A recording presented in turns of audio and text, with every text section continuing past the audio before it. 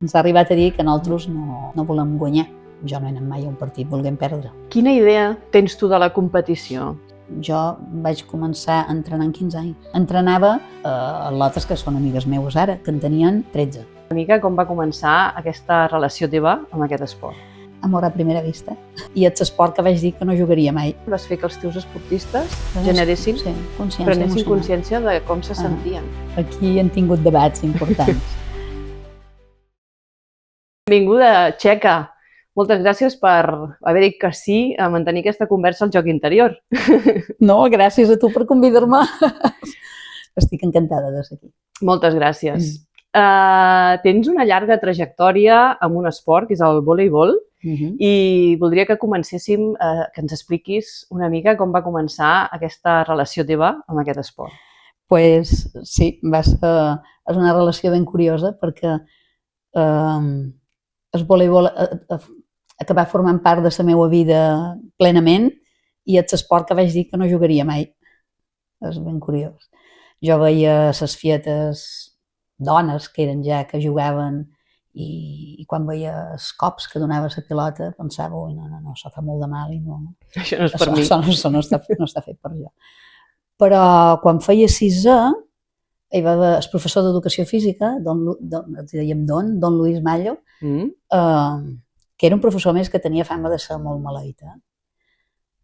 Mos va engrescar un grupet i mos va començar, vamos a entrenar, i els dissabtes de matins anàvem al pati de l'escola i mos entrenava, i quan acabaven els entrenaments, ell tenia un mini vermell, mos ficava a totes... Un cotxe.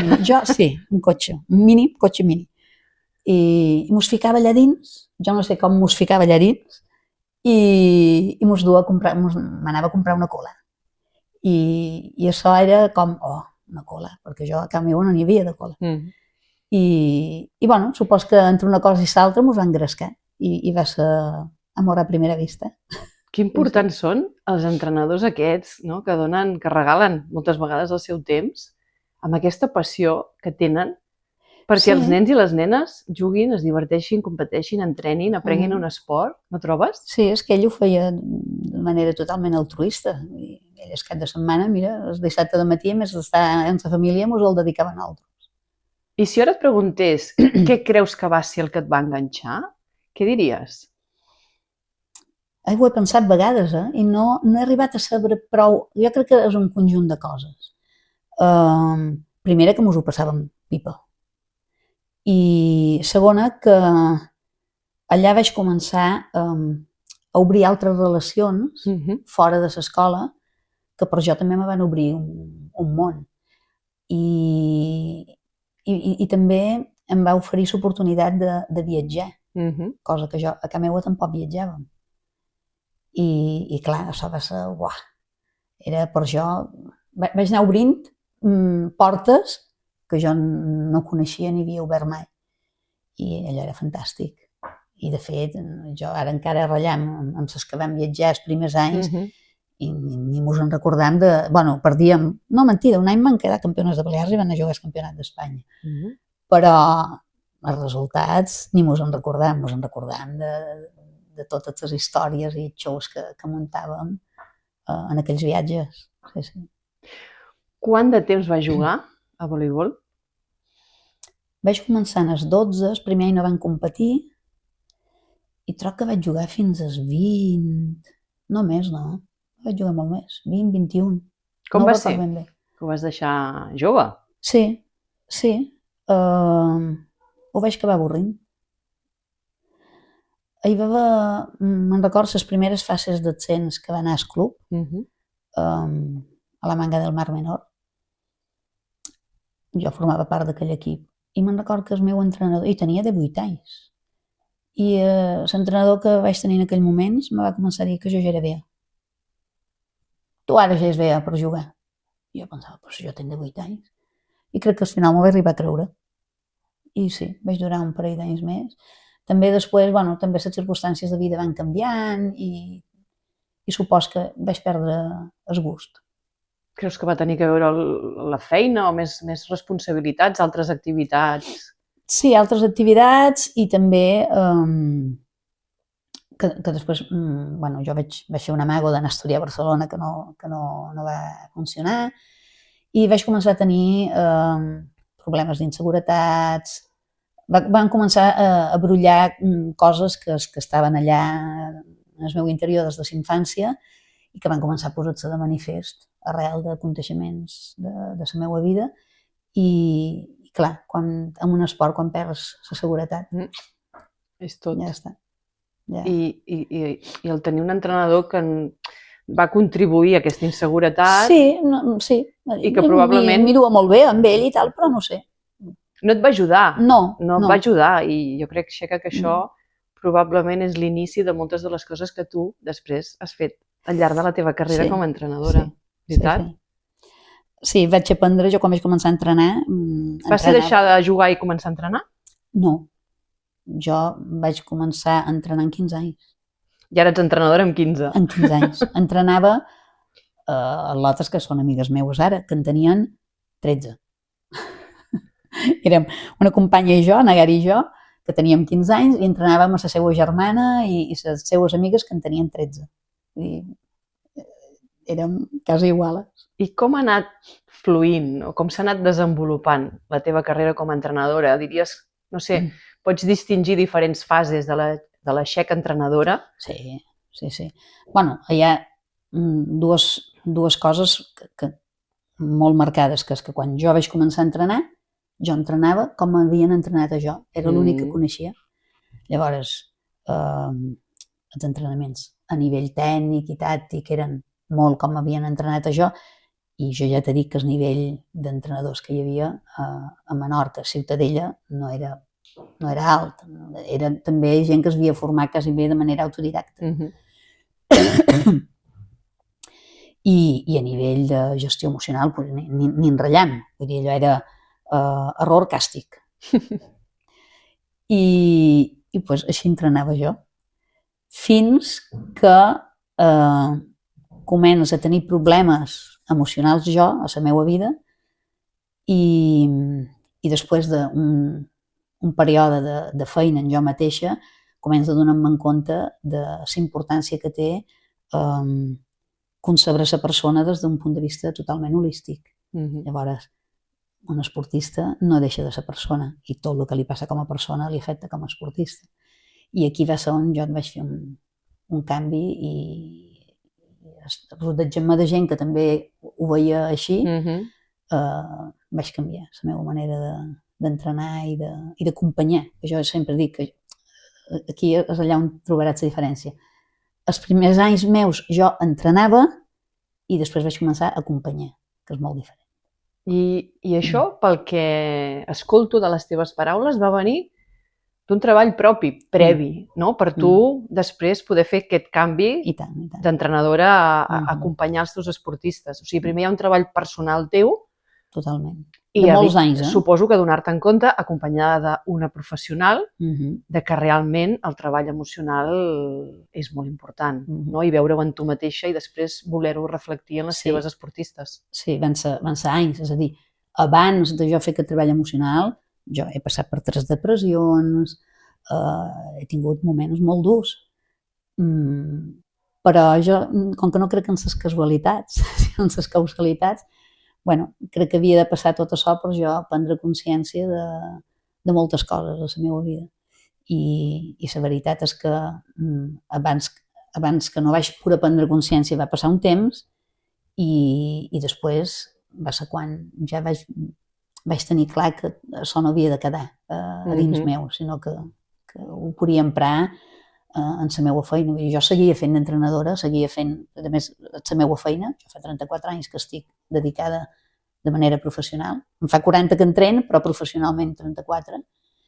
I ho tenia allà. Ho tenia massa fàcil, no?, per poder-ho aplicar a les fietes. He entrenat fiets i tenim fiets, però la majoria són fietes.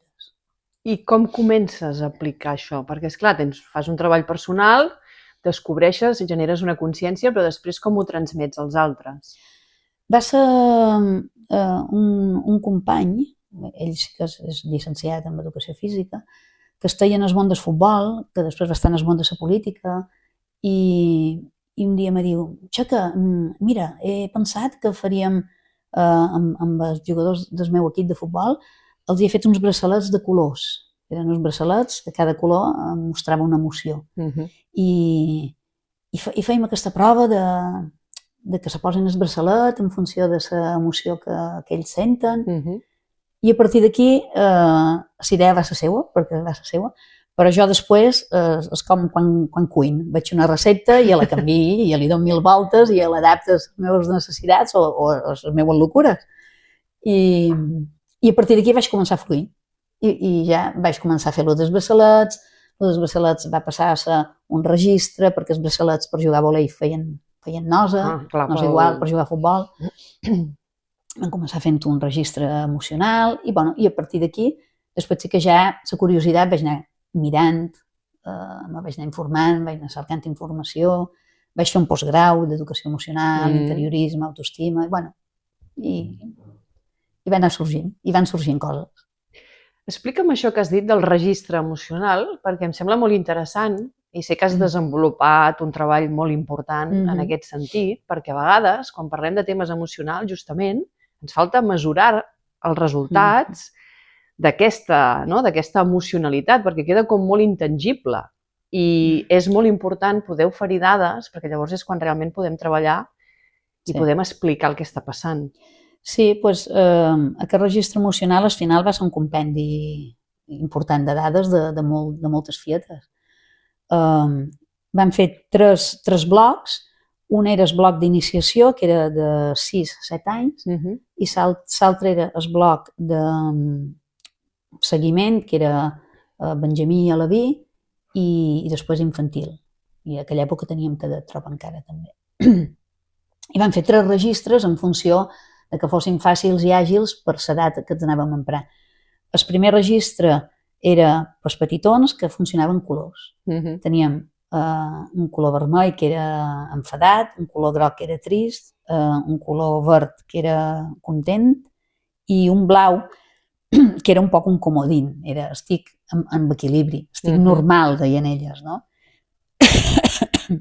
I elles, un dia per setmana, els hi posàvem aquest registre i elles venien i tenien uns quadrats, tenien 4 quadrats i pintaven, quan arribaven a classe, el primer quadrat en l'emoció que elles sentien. A classe et refereixes a l'entrenament? A l'entrenament, sí, però nosaltres dèiem a classe, perquè sí.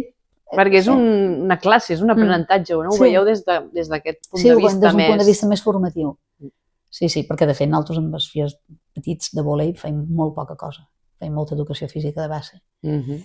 I res, apuntaven, pintaven aquell quadrat amb el color d'emoció que sentien. A partir d'aquí, mos assèiem, fèiem un rotlo i qui volia explicava per què sentia aquella emoció aquell dia. I era molt curiós, perquè se m'ha renyat, o perquè m'han fet un regal, o perquè avui hi havia cosa que m'agradava per dinar, o perquè ha vingut una amigueta a dinar. Això eren els motius perquè estaven tristos o contents, vull dir, enfiat, al final.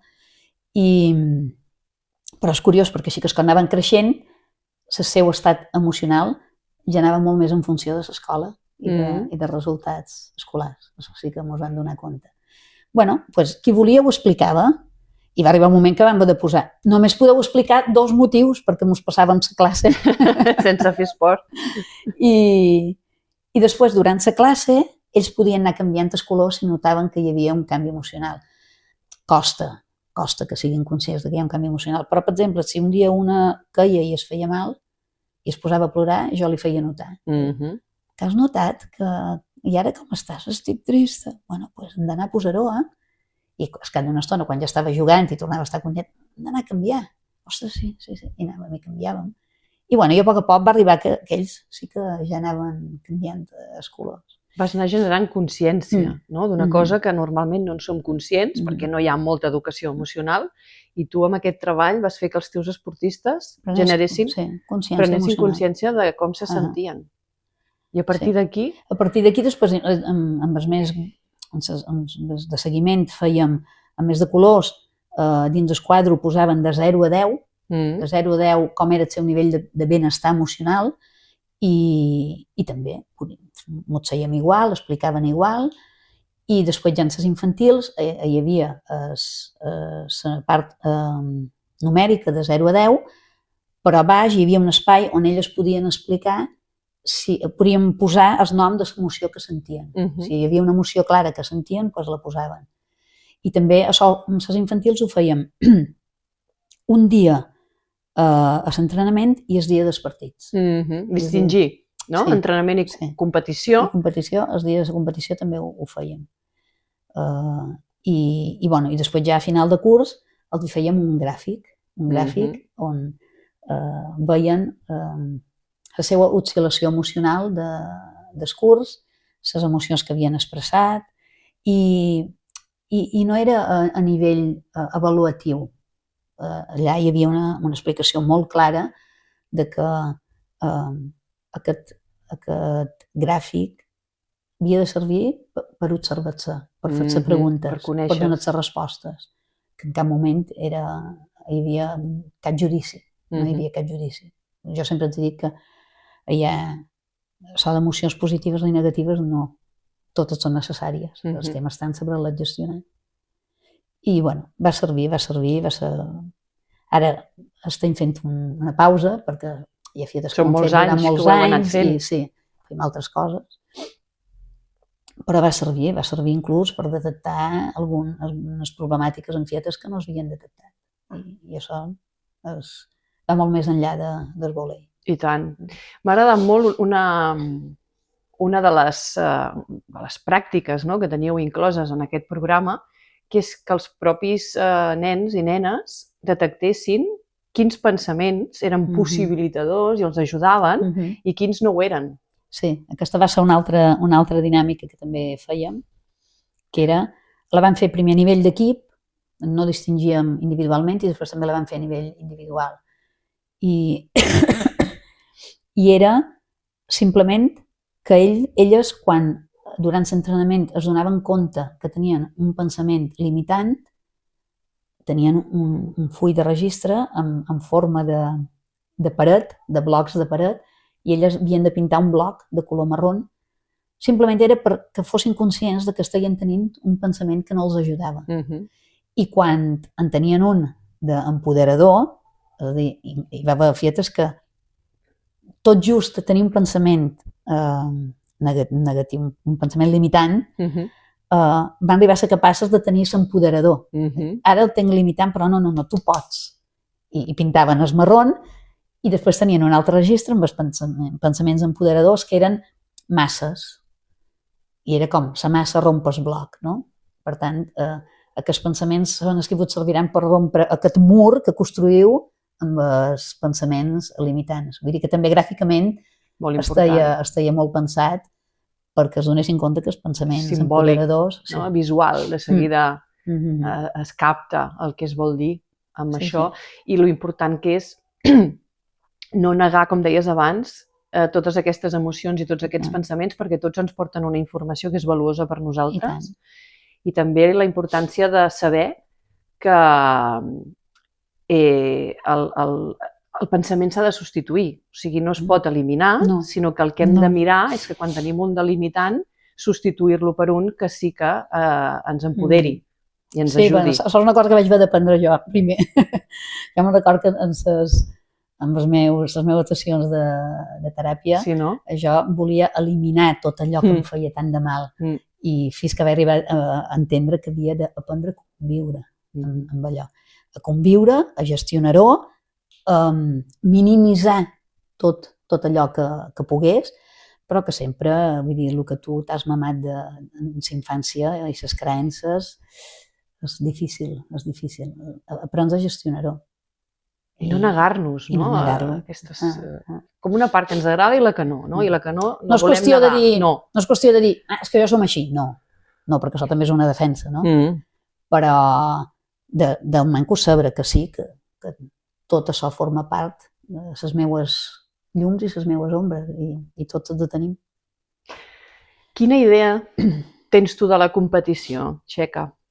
Ui, aquí han tingut debats importants. Sí, perquè hi ha hagut gent que ens ha arribat a dir que nosaltres no volem guanyar, no volem competir, i no es va. Jo no he anat mai a un partit volent perdre. Jo som la primera que vull guanyar, així de clar. El que passa que no tenim clar que les competicions, en vegades de formació, formen part de l'aprenentatge. No són subjectiu. No són l'objectiu principal de la formació d'un fiat de 10, 11... Bueno, nosaltres competim a partir d'infantil, però és igual, un infantil. No és... Jo no entreno tota la setmana preparant el partit del cap de setmana. Mai. Mai. Qualque vegada, quan ja ens han jugat un campionat de Menorca, bueno, sí que es ve que amb infantil és preparat un poc. Però mai prepares el partit del cap de setmana. El partit del cap de setmana és una sessió més d'aprenentatge. I què passa? Adaptem a vegades els tamanys dels camps, adaptem les pilotes, feim moltes adaptacions i n'haurien de fer més perquè puguin competir des de petits. Ho adaptem tot menys el sistema de competició. Aquest segueix sent el mateix. Tu vas a un partit de futbol, partit de vòlei, i el mateix tipus de puntuació, classificació. No ha canviat. Apenes. No. I, per tant, estem donant prioritat en el resultat. Totalment. Es posa molt de foc en el guanyar, quan jo sempre dic, tothom vol guanyar, com ja has dit tu ara fa un moment, però no ha de ser... A més, hem d'aprendre a guanyar i a perdre. Que això és una altra. Això és una altra cosa. Que, bueno, nosaltres, una de les coses que hem fet també és un contracte d'equip, i en el contracte d'equip quedava també estipulat com havien de ser els nostres comportaments quan guanyàvem i quan perdíem, i respecte al rival, respecte a l'àrbit, de comportaments, educació en valors. I jo sempre dic, és que la majoria de vegades a la vida perdem. O no aconseguim el que volem. Per tant, és tan important aprendre a gestionar-ho bé. És que si tenim en compte que la majoria de vegades perdem i després ens miram on som, deu ser que perdre ens ha servit per alguna cosa, no? 2 i 2 fan 4. L'aprenentatge de la derrota, l'aprenentatge de l'error. Darrere de l'error i la derrota hi ha molt aprenentatge. I amb l'enfoc adequat pots créixer moltíssim arrel de tot això. I la competició mos endú, perquè jo me'n dono compte. Nosaltres que tenim clar que la competició forma part de l'aprenentatge, hi ha moments que mos endú. Imagina qui no ho té clar. Està sempre pendent de resultats competitius. Nosaltres, de fet, amb alevins, el que feim, amb alevins i benjamins, és feim 4 trobades anuals on se troben en fietes d'altres pobles, juguen, però no hi ha àrbits, no hi ha marcador i no hi ha classificació. No juguem per sets, per no marcar punts, sinó que juguem per temps. Juguem 100 minuts, canvi. 100 minuts, canvi. Cada 100 minuts canvien i juguen amb un altre equip. Acaba la jornada i acabat. Inclús a vegades també venen les jugadores de l'equip de Superliga, de la Barca, i els 10 darrers minuts es posen a jugar amb elles. I això és la competició nostra amb aquestes categories. Hi ha gent que no ho veu bé, però jo no me n'he que competir amb aquesta edat, sempre i quan es canviïn el sistema de competició. Si no, no competirem. I en tenim de pressions, M'imagino, perquè tota l'estructura està orientada cap a la competició des d'aquest punt de vista, del guanyar i fer el que sigui, més o menys, I després això, que no val tot per guanyar. Tu, a un fiat que s'està formant, una fieta que s'està formant, no la pots deixar tot un partit asseguda a un banquillo. Perquè a més tu no saps com evolucionarà aquesta fieta. Jo he tingut fietes que de petites no semblava que farien gaire cosa i han arribat prou lluny. Jo crec que ja és hora d'evolucionar de la competició del tu contra jo a la col·laboració, no? I abans em comentaves una cosa molt bonica quan parlaves del rival, no? Deies, no juguem contra, sinó juguem amb. I que important és el llenguatge per canviar la interpretació de les coses. Sí. Això és una cosa que, bueno, elles ja ho identifiquen amb jo i és molt xistós perquè sempre, bueno, tot d'una va costar i encara segueix costant, evidentment, però quan arribes dimecres me diuen, això que contra qui juguem aquest cap de setmana? I jo me'ls amir. A vegades no fa falta ni que digui res. Me'ls amir i si no saben per què me'ls amir dic, contra ningú. Bueno, vale, sí. Amb qui juguem aquest cap de setmana? I bueno, jo sempre els hi vaig fer raonaments i els hi faig raonaments les vegades que fa falta. Què és el primer que tu necessites per jugar un partit de vòlei? La pilota, el camp, els companys, no, l'altre equip. L'altre equip. Per tant, gràcies que tens un altre equip a l'altra banda de camp que et permet competir i aprendre. Mesurar-te, no? Saber quin és el teu nivell d'aprenentatge en aquest moment. I al final són fietes que tenen la mateixa afició que tu, la mateixa il·lusió que tu, simplement que han nascut a un altre poble. I que haguessin nascut en el teu poble jugarien amb tu. Parla'm una mica de la competició del voleibol a Menorca, a les Illes. Teniu un equip a la màxima categoria de noies des de fa 20 anys? Sí, 20, no te sabria dir exactament, però por ahí. Això és perquè aquí hi ha uns entrenadors i una tradició fantàstica. Hi ha molta tradició de vòlei a Menorca i a Ciutadella en concret i a les Illes Balears, perquè a les Illes Balears hi ha hagut altres equips. De fet, els primers equips de Superliga Balears van ser el Sonamar en masculí i també va ser una època daurada del vòlei. Però a veure, la màxima competició, tenir un equip a màxima competició és una arma de doble fil. És preciós perquè les fietes tenen on mirar-se, tenen aquell mirall. A vegades, evidentment jo estic molt a prop d'aquestes jugadores, els conec i a vegades alguna... Vine avui i m'ajudes una estona a l'entrenament. Venen a l'entrenament.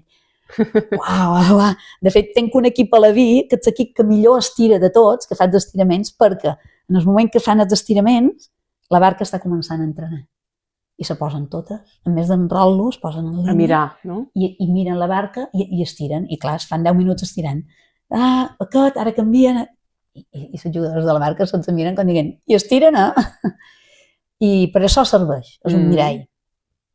Però han de tenir clar, i per sort el club ho té molt clar, i més estant a un poble i a una illa, que la missió de les categories inferiors del nostre club no és fer jugadores per l'equip de Superliga. Això ho hem de tenir claríssim. És crear una cultura de vòlei, és tenir molta gent que li agradi el vòlei i això al final repercuteix perquè és més gent que veu el vòlei, les fietes fan de recoger balones, de recollir pilotes en els partits de Superliga, les famílies ja venen i això és al final crear una massa social al redador d'aquest equip de Superliga que per nosaltres és més important i que hi hagi moltes fietes que practiquin. De fet, no donem abast i tenim llistes d'espera perquè no tenim prou professionals ni prou pistes per poder donar sortida a la gent que vol practicar. Alguna cosa haurem fet. Al final l'important és això, perquè l'esport, més enllà de l'elit o més enllà de, no sé, aprendre a practicar un esport, és el fet de la salut, no? I tots els valors positius que també pot transmetre. De fet, hi ha estudis tristos estudis que reflecteixen que hi ha moltíssims esportistes, un percentatge entre el 30 i el 60%, que entre els 12 i els 14 anys abandonen la pràctica esportiva. I això, per què és degut? Bueno, jo aquí veig diverses coses. A Menorca es va fer un estudi amb els equips de futbol, que potser tenien 10 equips alevins i quan arribaven a juvenil amb prou feines en feien un. I jo crec que el motiu és perquè cremem etapes abans d'hora. Ficam motivacions a fies petits que haurien de ser per quan són adults. Si jo a un fiet o una fieta de 6 anys, per jo és molt fàcil, perquè si la meva motivació, jo he d'aconseguir motivar-los per competir, és molt fàcil. Jo no tinc gaire feina a fer, perquè la mateixa competició ja els motivarà.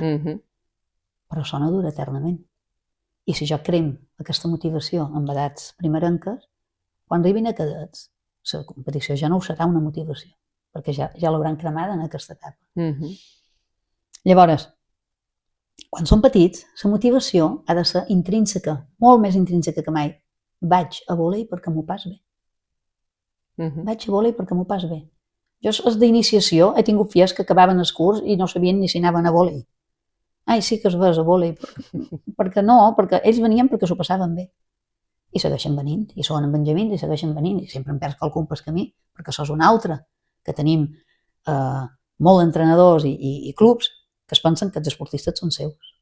I jo tinc fietes que van a futbol o que van a un altre esport i és com els entrenaments de l'altre esport no es poden fallar. Sí que es poden fallar.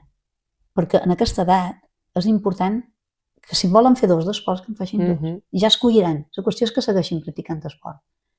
Però, a més, les transferències que hi ha d'un esport a l'altre sempre són positives. Perquè sempre treballes coses que a l'altre esport no treballes. I els entrenadors hem de potenciar tot això. Els hi hem de donar facilitats. La formació del... O sigui, l'esportista ha de ser l'important i ha de ser el centre.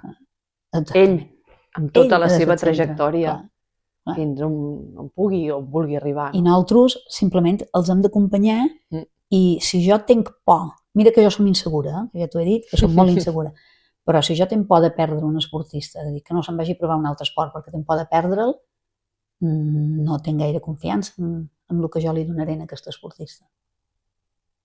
Això que t'està dient, no? Quan un esportista et diu que no s'ho passa bé o canvia, potser tu has de fer una reflexió sobre la teva manera d'entrenar en general i la teva manera de relacionar-te amb aquell esportista. I això és un aprenentatge que et pot millorar molt com a entrenador.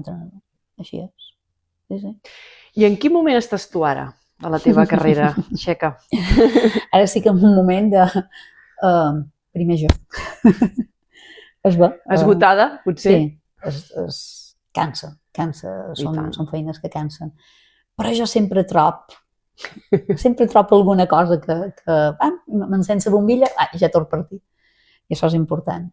Però sí, de cada vegada hi ha més diferència d'edat entre els meus esportistes i jo. La diferència generacional, quan jo entrenava aquelles fietes que tenien 2 anys menys que jo, era molt diferent. I ara hi ha més diferència d'edat. Estic fent feina a una entitat pública, a un ajuntament.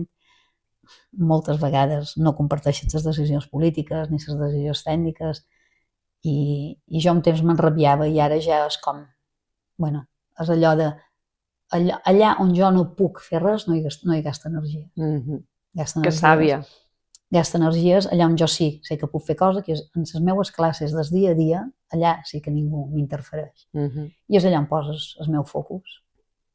I sí, supos que el temps te mostra moltes coses, l'experiència. Però tota la teva experiència i tots els teus aprenentatges són molt valuosos. I tant.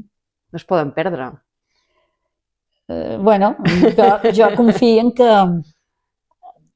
tenim ara, enguany, tenim com un programa, és una que anem fent. Se mos ha ocorrit que hi havia fietes que mos demanaven per venir-nos a ajudar. I el que han fet ha estat obrir-ho i totes les que volen s'han apuntat i els de feim venir. I també és una manera que elles, a part que ja ho han viscut, elles com a entrenadores, com a jugadores, vegin la nostra manera de fer feina. De fet, en vam tenir, ara durant un curs, vam tenir una que donava iniciació, però la iniciació la donava jo, però me la van treure. I me la van treure, doncs vaig haver de conformar. Perquè jo crec que és important que a iniciació també hi hagi bons tècnics. Que a vegades és com... Per mi és on d'estar els millors. Jo, tàcticament, jo me posessis en la barca, moltes coses no m'enteraria.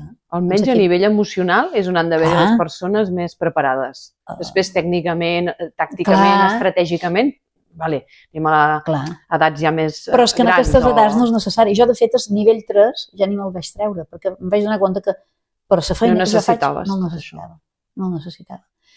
I aquesta loteta era una cadet que té vocació de voler ser mestra i d'estar dins d'aquest món, i ets a dur en els de 6 anys, de tenir un dia per setmana, i veies que estaia fent un poc tot el que havíem fet amb ella, la manera de mostrar, i això, bueno, et dona... És un motiu d'alegria, no?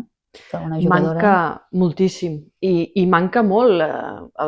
Trobo que en l'àrea masculina és molt més probable i molt més freqüent que quan algú ha estat jugador, per exemple, faci d'entrenador o passi a aquesta nova faceta d'entrenador.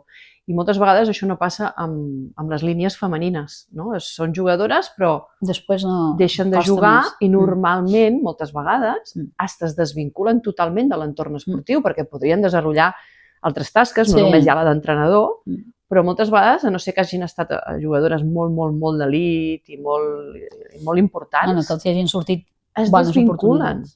Clar, aquí també poden haver moltes raons. Algunes probablement es poden associar a la pròpia dona i a les responsabilitats, que un cop es fa gran, no sé, els nens, no? Sí, hi ha altres prioritats, sí que és veritat. Però jo penso que també hi ha unes estructures que no afavoreixen aquesta inclusió de la dona en l'entorn esportiu quan acaba la seva etapa com a jugadora.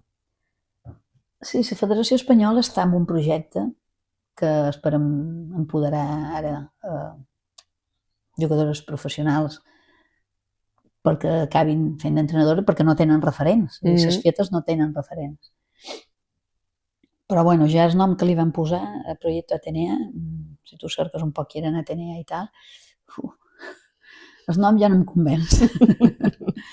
I després, bueno, per algunes coses poques que m'han arribat de persones que han estat allà dins, no sé fins a quin punt és real o fins a quin punt és un poc façana, no? I al final, jo ho he dit sempre, no és el que es diu, sinó el que es fa. I a vegades hi ha molt de moviments i iniciatives que acaben en paraules, però els fets no es consumen. Els referents, que importants. Tu ets un referent, Txeca. No et pots perdre com a referent, penso. I abans, quan parlaves d'aquesta noia entrenadora, ets una mentora d'altres entrenadores. Tu pots ensenyar moltes altres. I jo realment no és que ho vegi com que, ostres, som un referent o som una mentora, com algo que omple el meu ego. Evidentment que és agradable. És un orgull. És un orgull. Però més que res és, ojalà quan jo no hi sigui, i hi ha la meva companya també, que també treballa en Joana Lourdes, que també segueix aquesta línia, és un poc més jove que jo, però bueno, té 5 anys menys que jo, vull dir que quan nosaltres dues desapareguem, tant de bo que algú agafi el relleu i segueixi amb aquesta línia, perquè hem fet molta feina. Sí, perquè es perdi, no? És una llàstima. Sempre m'agrada preguntar a les persones amb les que parlo quin consell donaríeu, en el teu cas, que has estat jugadora i has estat entrenadora, la pregunta seria a una jove jugadora de voleibol o una jove o un jove esportista? A jugadora, no? Com a jugador o jugadora? Doncs jo crec que com a jugadora el més important de tot és que disfruti del que fa, que ho gaudeixi. Perquè si tu ho gaudeixes i ho disfrutes, tots els esforços són més fàcils. L'altre dia sentia una entrevista en Rafa Nadal i li deien dels sacrificis i tal, i ell deia, jo no considero que hagi fet massa sacrificis. Sí que he entrenat molt dur, sí que he passat per moments molt difícils, però jo tot això ho he fet amb molta il·lusió i amb moltes ganes i m'he divertit molt fent això. No hi ha altra. És a dir, és impossible, així que és com està el món de l'elit, i de l'esport i de tot. Vull dir, quan arribes a un cert nivell en qualsevol aspecte de la teva vida, a nivell professional, les exigències són molt grosses i a vegades és dur. I si no ho disfrutes, si no és alguna cosa en el que tu realment te sentis identificat i sentis que forma part de tu i que ho pots disfrutar, els esforços que això requereix són mal de dur. I en l'esport professional, tu ho has vist. Jo a vegades he sentit ratllar esportistes que no gaudien. Ara estan sortint molts esportistes que ho estan dient.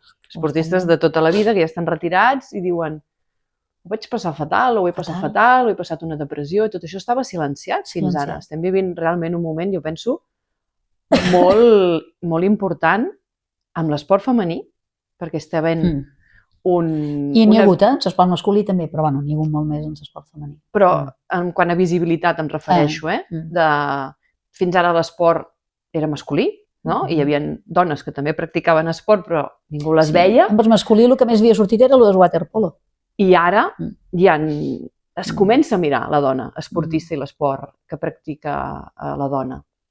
Però després, en l'àmbit emocional, hi ha una revolució global a nivell d'esport. Home, pensa que en l'educació que han rebut fins ara ja és més difícil, perquè les dones comencen a tenir clar on són. Però com a entrenador, a més els entrenadors eren homes, tenien una facilitat per humillar-les molt més... És a dir, estava permès. El que dèiem de les estructures. Hi havia una estructura que ho aguantava, que ho consentia, no? Sí, i també es va que els homes, davant la mateixa humiliació, possiblement els homes ho aguanten millor. Per la sensibilitat que puguin tenir les dones, ens humilles amb més facilitat. I bueno, no és fàcil, però sí. El meu consell és que ho disfrutin, que facin allò que realment els dona.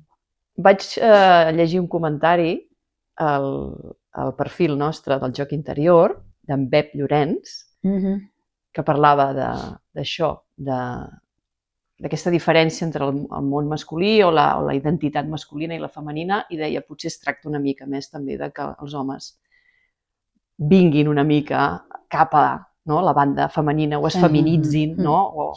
Ell ho ha fet. O es comportin i es comuniquin amb el món, amb les persones d'una altra manera. No es tracta que la dona es masculinitzi, sinó que és més aviat una altra direcció la que hem de prendre. I em va agradar molt aquesta reflexió, perquè crec que les dones ens hem intentat masculinitzar durant tota la vida, perquè allò era l'èxit social. I bueno, sí, no sé, forma part del procés, no? Sí. I crec que ara estem en un moment molt maco de, escolta, anem a recollir també el bo que és aquesta emocionalitat o aquesta expressió, comunicació de les emocions, És que si nosaltres n'hem tret coses bones de masculinitzar-nos, que és difícil, si n'hem pogut treure coses bones, els homes, si es feminitzen, també en trauran coses bones. Clar, aquesta complementació, no confrontació, sinó complementació, tan rica, que ens dona... Jo amb el meu fill a vegades discutim, perquè tenim maneres de veure diferents, i és trobar el bo de cada... No es tracta que el feminisme sigui en contra dels homes. No. Perquè si no ja ens estarem equivocant una altra vegada. Clar, exacte. No farem el mateix, al contrari. No. És obrir portes. D'oprimir o no, posar en segon plau per sota o al darrere. Els homes no són els nostres enemics, ni molt manco. Ells també han fet el que han fet perquè han rebut l'educació que han rebut. Correcte. Vull dir que... I aquesta educació també els ha fet patir. I tant. Perquè no els ha permès expressar vulnerabilitat, tristesa... De fet, el procés de... Si un dia a l'entrevista ja t'ho contaré, però el procés d'en Pep Llorenç va ser un poc així. Va arribar un punt que va dir, jo estic fent allò que m'apassiona i jo no estic disfrutant. M'estic emmalaltint, jo així no puc seguir. I va ser quan va fer...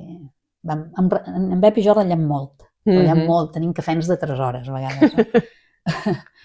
I ell és coach, després es va anar formant i tal, i ell me diu coses que jo me poden servir per saber ser i jo li dic coses que a ella li poden servir per ser-hi. És una comunicació que és molt xula.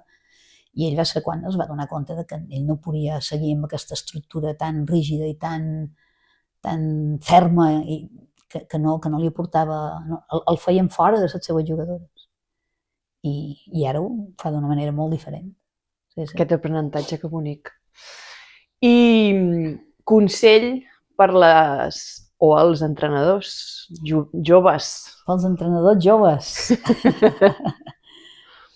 Mira, no sé si has vist el logo meu si t'has fixat... Del vòlei? No, de l'Instagram meu. Sí. El co aquell. És un co i amb una arroba baix que envolta el co, no? I és co i comunicació. El vaig fer jo, el logo, no el vaig donar a fer ningú. Vaig fer allò que em sortia de dintre, no?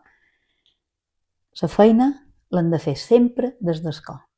Sempre. Els fiets perceben quan fas alguna cosa des del co de manera sincera. No fa falta que els hi diguis, ho perceben. L'energia és...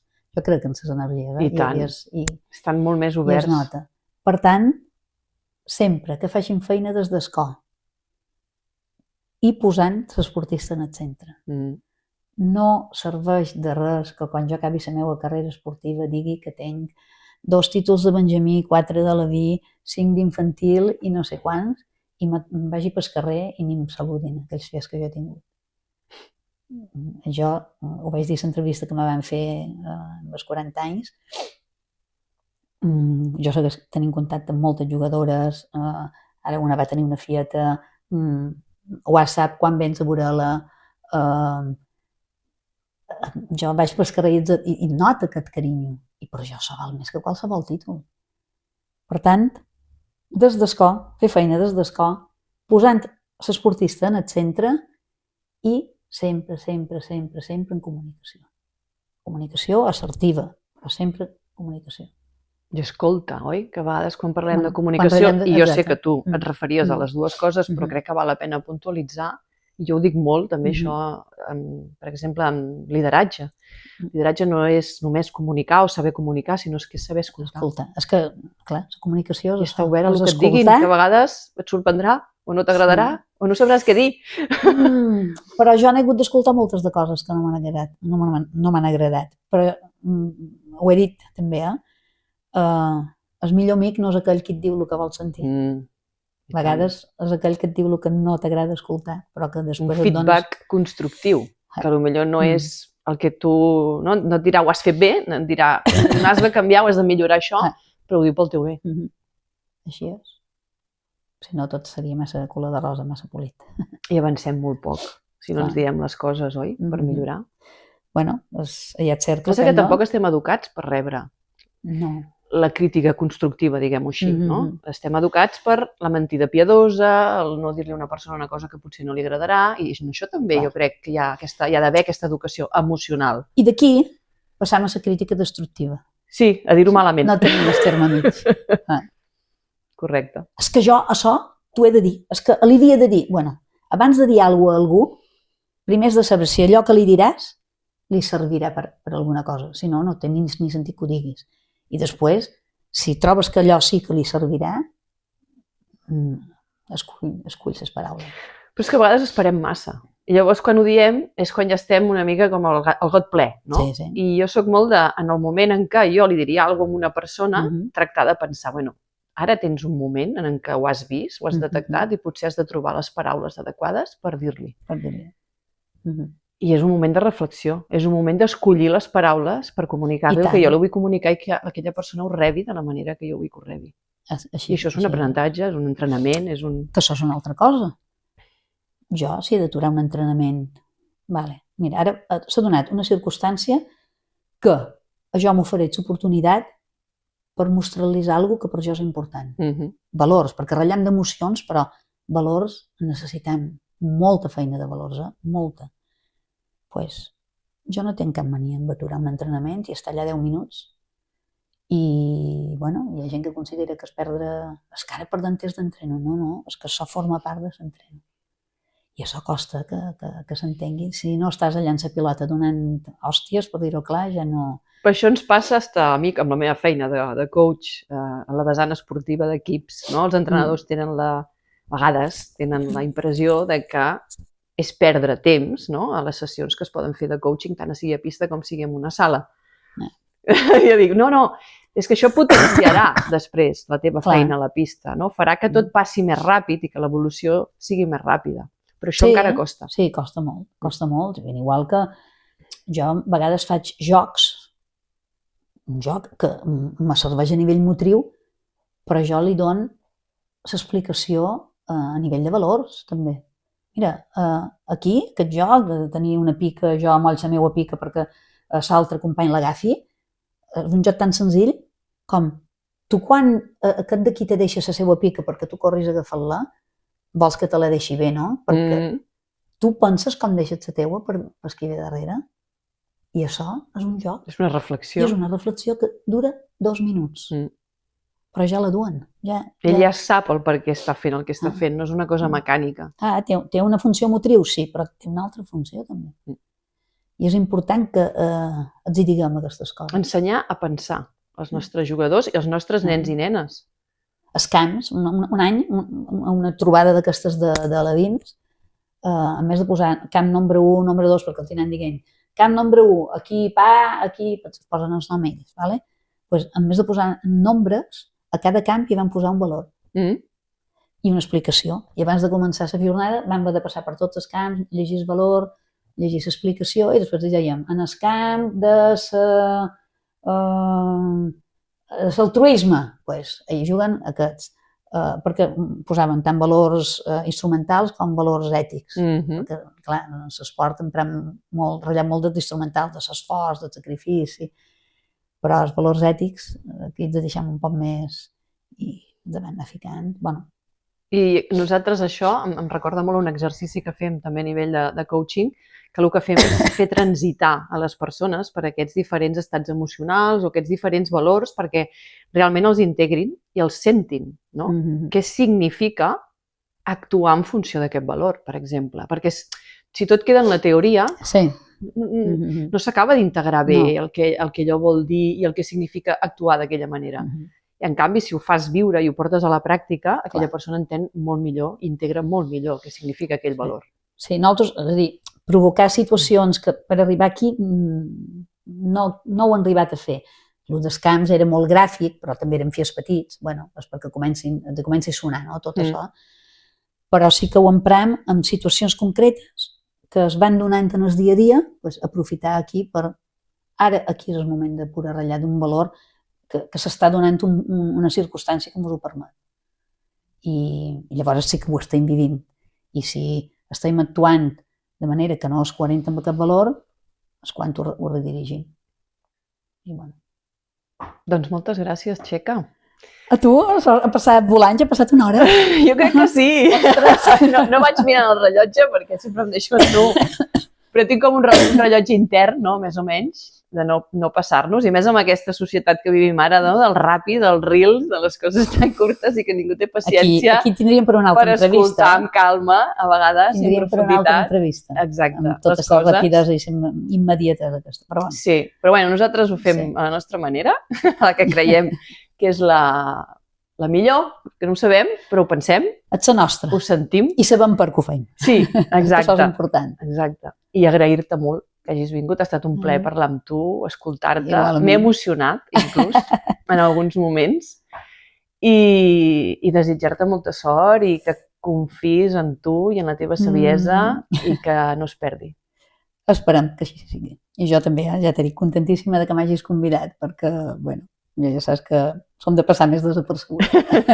Doncs no, has d'explicar i has de transmetre i el teu coneixement ha d'arribar. Així ho faré. Gràcies. A tu.